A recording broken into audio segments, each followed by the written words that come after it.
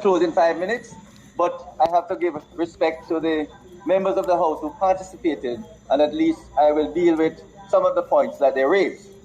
But Madam Speaker, this has been before me in consideration for the past 8 years or more.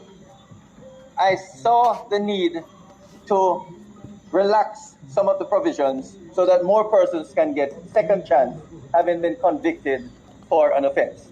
But it has gone back and forth between departments, between various persons, and we had extremities, Madam Speaker.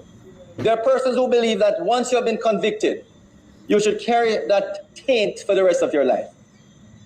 And Madam Speaker, I speak to the country to say that many persons commit crimes not because they planned it, but sometimes just an awful moment of madness, a bad discretion, a poor judgment, and they engage in some form of criminality.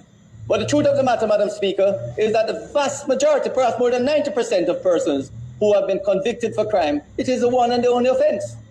And therefore, it is really important that those persons who feel that no one should get a second chance, that they should reconsider their position. At the other extremes, Madam Speaker, are those persons who believe that regardless of the crime, once you have been sentenced and you have served your time and paid your debt to society, then after a period of rehabilitation, then you should be allowed expungement. So you have these two extremes, Madam Speaker, that I've had to contend with over the past 8 years. Where do we draw the line to get an appropriate balance that I can bring to the House? And I feel, Madam Speaker, even though this bill has many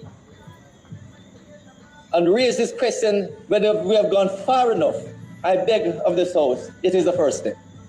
And many of the points which I will deal with shortly, raised by the opposition, are points which will be considered further as we look at further amendments. And as the leader of the opposition pointed out, it is within my authority and jurisdiction to come back to the House and make the changes. But I don't want to do this unless we buy into all the changes. So to begin with, I'm asking members of the House to buy into this bill, which has major changes and will open up the door to hundreds of thousands of persons to get their conviction expunged. And I am aware.